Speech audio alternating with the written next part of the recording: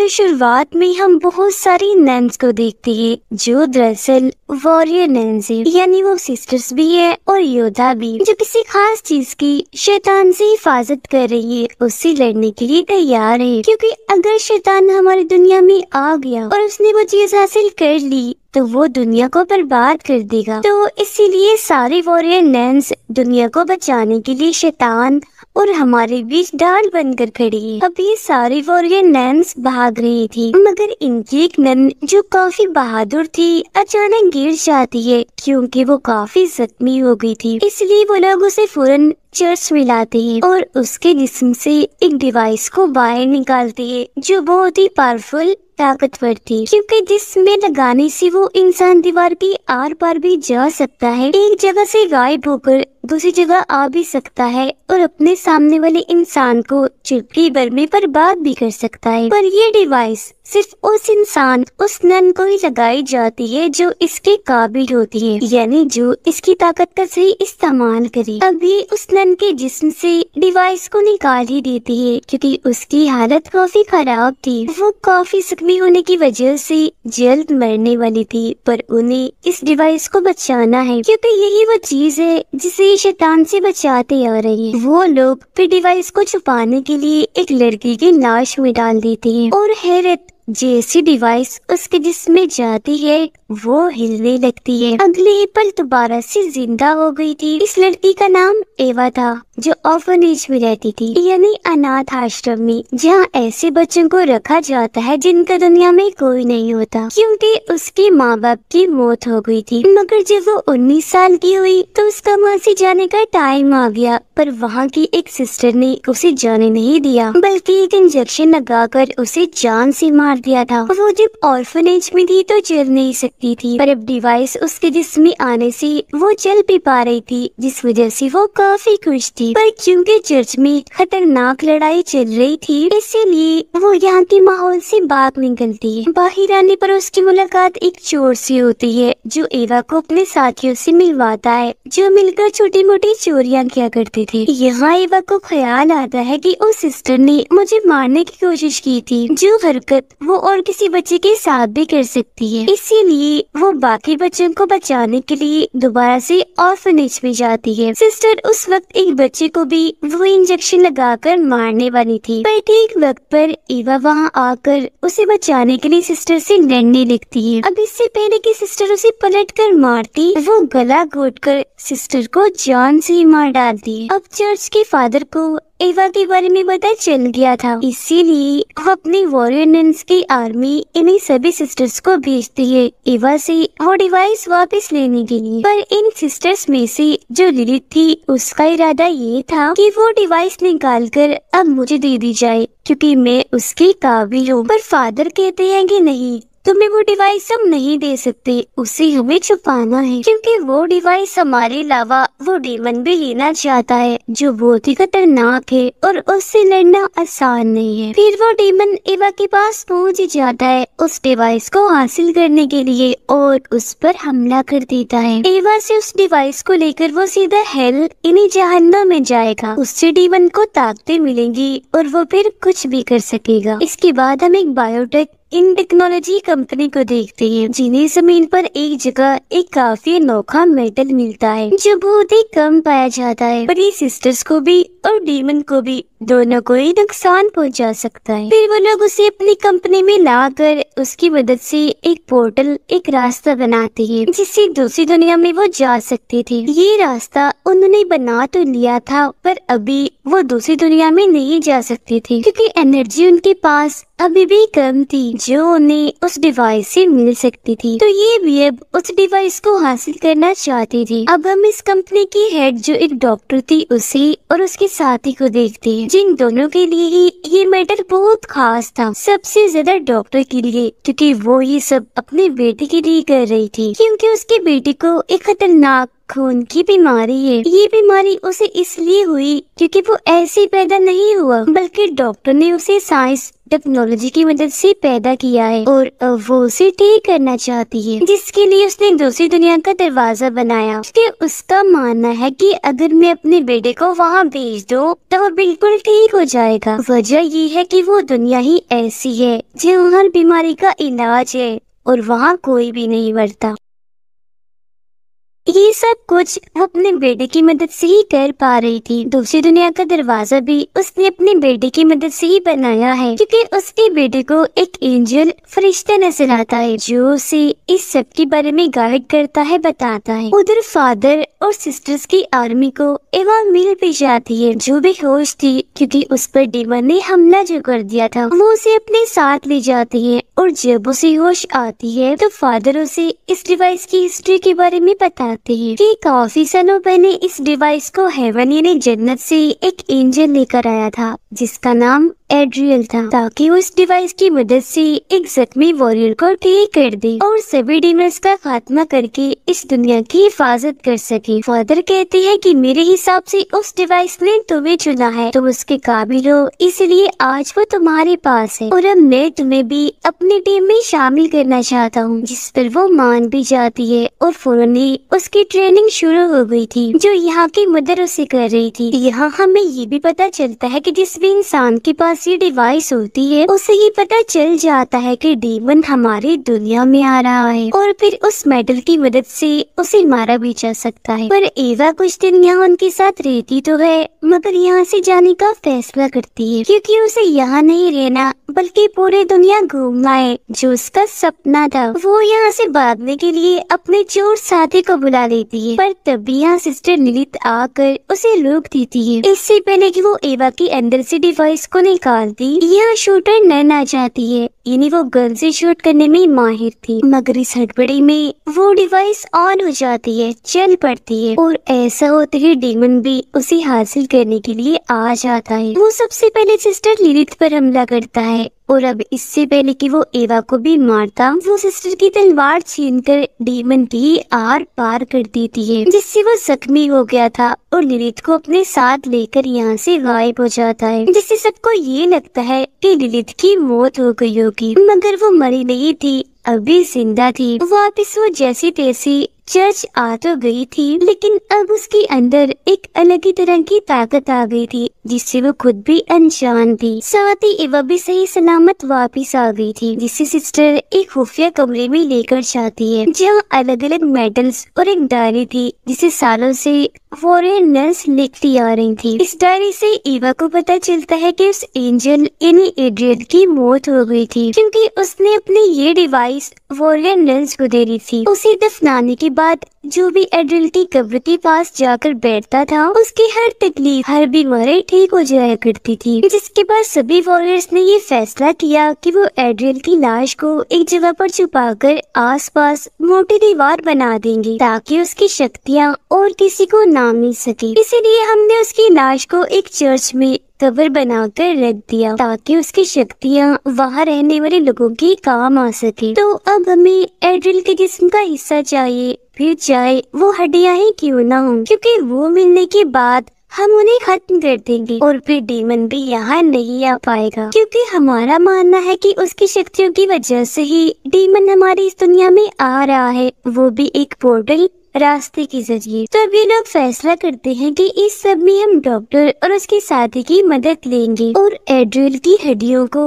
हमने तबाह तो करना ही है, तो हम उन्हें तबाह नहीं करेंगे बल्कि डॉक्टर को दे देंगे ताकि वो अपने बेटे का इलाज कर सके, जिसके लिए डॉक्टर मान भी जाती है और उसका साथी अगले ही पल चर्च आ जाता है ताकि वो एड्रियल की हड्डियों को हासिल कर सके। अब एवा जैसे उन हड्डियों को लेने के लिए जाती है तो उसे वह उसकी हड्डियाँ नहीं बल्कि खुद एड्रियल मिलता है, वो भी बिल्कुल सही सलामत, जो ना जाने कब से यहाँ फंसा हुआ था। इसके अलावा एवा को यहाँ ये बात भी पता चलती है कि एड्रियल कोई एंजल नहीं है बल्कि वो डीमन है और वो डिवाइस उसने एक एंजल से चुराई थी, इसी वजह से डीमंस उसके पीछे लगी हुई थी। तो उस डिवाइस को बचाने के लिए एड्रियल ने उसे शुरुआत वाले नन के अंदर डाल दिया, साथ ही बाकी सिस्टर्स को भी पकड़ कर वॉरियर नन्स बना दिया ताकि आने वाले डीमंस का वो मुकाबला मुकाबला करे, उन्हें रोके और खुद को फरिश्ता इसलिए बताया ताकि डीमन से सब उसे बचा ले। अब एड्रियल की सच्चाई उस वॉरियर नन को पता तो चल गई थी, पर उसने किसी को भी नहीं बताया क्योंकि उसकी मौत जो हो गई थी। अब सारी सच्चाई जानने के बाद एवा उसे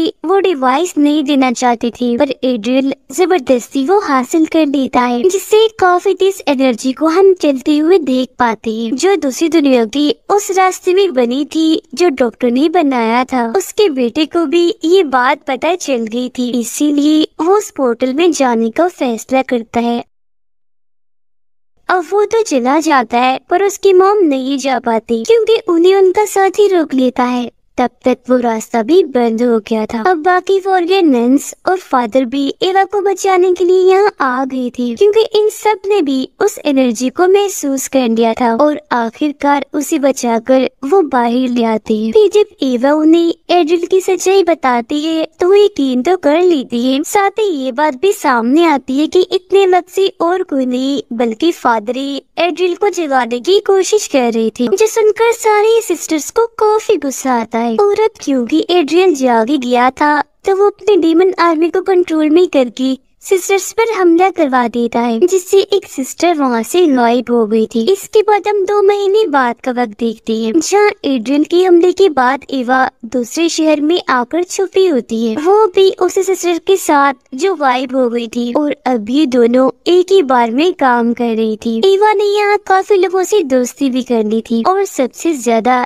जिससे उसकी बनती थी वो एक लड़का था जो उसे अपने ग्रुप में शामिल होने का कहता है, जिस ग्रुप का काम ये था कि वो एड्रियल को रोकेंगे, उसका मुकाबला करेंगे और दुनिया की हिफाजत करेंगे। ये जानते ही एवा टाइम बर्बाद ना करते हुए फौरन उसके ग्रुप में शामिल हो जाती है। पर सिस्टर जो एवा की दोस्त थी, जिसके साथ वो रह रही थी, उसे कुछ भी ठीक नहीं लगता, इसीलिए वो एवा को इन चीजों से दूर रहने के लिए कहती है और ये भी कि तुम्हें अपनी शक्तियाँ ताकतें एड्रियल के खिलाफ इस्तेमाल करनी है, तो इनकी हिफाजत करो। इसके बाद बताया जाता है कि उन सारे वॉरियर नन्स को एड्रियल के लोगों ने मार दिया था, वो भी काफी बेरहमी से। बस मदर और सीनियर सिस्टर ही जिंदा बचे थे, क्योंकि जब ये सारा हादसा हुआ तो ये दोनों वहाँ नहीं थी, बल्कि ये मदर की एक खुफिया जगह पर छुपी हुई थी। अब इन दोनों को एक जगह से सिग्नल मिलता है वहाँ आने का, जिस बात से वो खुश हो जाती है क्योंकि उन्हें लग रहा था कि जरूर ये सिग्नल वहाँ की सिस्टर ने दिया होगा, इसीलिए फौरन वहाँ चली जाती है। और यहाँ आके पता चलता है कि यहाँ की भी सारी सिस्टर्स को मार दिया गया है। पर वो ये सोच रही थी कि अगर सारी सिस्टर्स मारी गई हैं, तो हमें सिग्नल किसने भेजा था। इस बारे में वो खोज कर ही रही थी कि तभी उनकी मुलाकात एक औरत से होती है जो एक स्टूडेंट थी और सिस्टर बन रही थी। साथ ही वो बताती है कि मैं यहाँ एक मकसद के लिए आई, पर वो बात राज है जो मैं किसी को भी नहीं बताऊंगी सिवाय वॉरियर नन्स के, क्योंकि इस चीज की मैंने कसम खाई है। उधर एड्रियल डॉक्टर के साथी को अपने साथ शामिल कर लेता है, जिससे अब वो गॉड का नहीं बल्कि एड्रियल का मानने वाला बन गया था, जो एक डीमन है। जबकि डॉक्टर तो अपनी सारी मेहनत उस पोर्टल को ही खोलने में लगा रही है, जिसमें कुछ हद तक उसे कामयाबी भी मिल चुकी थी। अब डॉक्टर से मिलने सिस्टर लिलित आती है, क्योंकि वो उसे अपना जिस्म चेक करवाना चाहती थी, जो धीरे धीरे बदल रहा था। उसकी जिल्द पर एक अजीब सी नई जिल्द आ रही थी, जिसे डॉक्टर भी समझ नहीं पाती, इसलिए वो उस पर अपना एक्सपेरिमेंट तजुर्बा करने लगती है। वो पोर्टल के जरिए लिलित को अंदर तो भेजती है, पर पोर्टल उसे वापस गिरा देता है। पर यहाँ उस जिल्द पर एक तस्वीर बनी हुई थी, जिसे समझने के लिए डॉक्टर उसे अपने कंप्यूटर में डालती है, जिसमें एक औरत का चेहरा बना हुआ था, पर ये कौन थी डॉक्टर नहीं समझ पाती। अब लिलित को लगने लगता है कि ये डॉक्टर मेरी मदद नहीं कर पाएगी, तो अब मदद के लिए वो जाती है एड्रियल के पास, जो उसकी मदद तो नहीं करता पर उसे अपने कंट्रोल में कर लेता है ताकि लिलित मेरी तरफ ही रहे, जो चीज काम कर भी जाती है क्योंकि लिलित उसकी तरफ हो गई थी। इसके अलावा वो उसे काफी सारी शक्ति भी देता है, जिसकी मदद से अब वो सारे डीमंस को देख पा रही थी। अब हम जानते हैं कि डॉक्टर का साथी एड्रियल के साथ मिल गया है, जो उस पर इतना भरोसा करती थी, पर उसने इस भरोसे का फायदा उठाकर एड्रियल की मदद की। उस उसे एक बिल्डिंग और बहुत सारे हथियार बनाकर दिए ताकि उस बिल्डिंग में उन हथियारों की मदद से एड्रिल अपनी शक्तियाँ दिखा सके और उसे पसंद करके लोग उसके साथ ही मिलते जाएं ताकि उसकी काफी बड़ी आर्मी बन जाए। और अगर किसी ने उसकी बात ना मानी तो वो उन्हें यहाँ सजा भी देगा। अब दूसरी तरफ शक्तियों को इस्तेमाल करके एवा भी ये कोशिश कर रही थी कि वो एड्रिल की किसी भी प्लान को कामयाब ना होने दे। यहाँ ये भी बताया जाता है कि एवा का वो दोस्त जो उससे बार में मिला था वो और कोई नहीं बल्कि डॉक्टर का बेटा था जो उसका बड़े वाला रोग था। फादर भी जाग गया है दोबारा क्योंकि अब वो एड्रिल का ही मानने वाला था, लेकिन बहुत ही जल्द उन्हें अपनी गलती का एहसास हो भी जाता है कि वो कोई गॉड नहीं है बल्कि डीमन है, शैतान है जो अपने मकसद के लिए कुछ भी कर सकता है। तो वापस उन लोगों के साथ ही शामिल हो जाते हैं। यहाँ एवा एक खास किस्म की चीज के जरिए दूसरी दुनिया में जाती है ताकि वहाँ से एड्रिल की कोई बड़ी कमजोरी ला सके जिसमें वो कामयाब भी हो जाती है। ये वहाँ पहुंचकर उस कमजोरी के जरिए एड्रिल को हरा देती है काफी बुरी तरह से। उसका काफी बहादुरी से उन्होंने सामना किया था, पर इस लड़ाई में बहुत सारे लोग जख्मी हो गए थे और 2 लोग मारे भी गए थे जिनमें एक सिस्टर थी और एक एवा का दोस्त डॉक्टर का बेटा था। उनके अलावा एड्रिल से लड़ते लड़ते एवा खुद भी काफी जख्मी हो गई थी जो अपनी सिस्टर दोस्त की गोद में थी, वो मरने वाली थी। तब उसकी हालत देखकर लिलिथ कहती है कि हमें इसे दूसरी दुनिया में भेज देना चाहिए, वहाँ ये ठीक हो जाएगी। अब ये फैसला उसकी सिस्टर दोस्त के लिए था तो काफी मुश्किल, पर एवा को बचाने के लिए वो उसे दूसरी दुनिया में भेज ही देती है। अब ये लोग जंग जीत तो गए थे पर अभी इन्हें एड्रिल का खात्मा भी करना था, जिस बारे में वो स्टूडेंट वो लड़की इन्हें सब बताती है कि एड्रिल का खात्मा कैसे किया जा सकता है। जो बात वो राज थी जिस बारे में वो कह रही थी कि मैं सिर्फ इसे वॉरियर नन्स को ही बताऊंगी जिसकी मैंने कसम खाई थी, और वो बात वो राज एड्रिल के खात्मे की थी असल में, जो अब वॉरियर नन्स के काम आने वाली थी, जिसमें वो बताती है कि उसे मारने के लिए हमें जीसस का ताज चाहिए, जिसे फिर हासिल करने में वो कामयाब भी हो जाते हैं। पर बहुत जल्द एवा को पता चलता है कि एड्रिल को मारने का तरीका ये ताज नहीं है बल्कि कुछ और ही है। साथ ही उसका मकसद उस बायो कंपनी की मदद से दुनिया में एक ऐसी बीमारी फैलाना है जिसे ठीक करने के लिए सबको उसकी तरफ आना ही पड़ता, क्योंकि उसके पास ही सिर्फ इस बीमारी का इलाज है। पर हकीकत तो ये थी कि वो कोई इलाज नहीं करता था बल्कि वो डीमंस के जरिए उन सभी लोगों को डीमंस बना रहा था अपनी एक काफी बड़ी आर्मी खड़ी करने के लिए, और इस चीज में उसे काफी हद तक कामयाबी मिल भी गई थी। उसने बहुत सारे लोगों को अपनी आर्मी में शामिल कर लिया था। सिर्फ इतना ही नहीं बल्कि वो लोग जो दुआएं करती थी उनकी एनर्जी को भी वो अपने मकसद के लिए इस्तेमाल करता था। इसके अलावा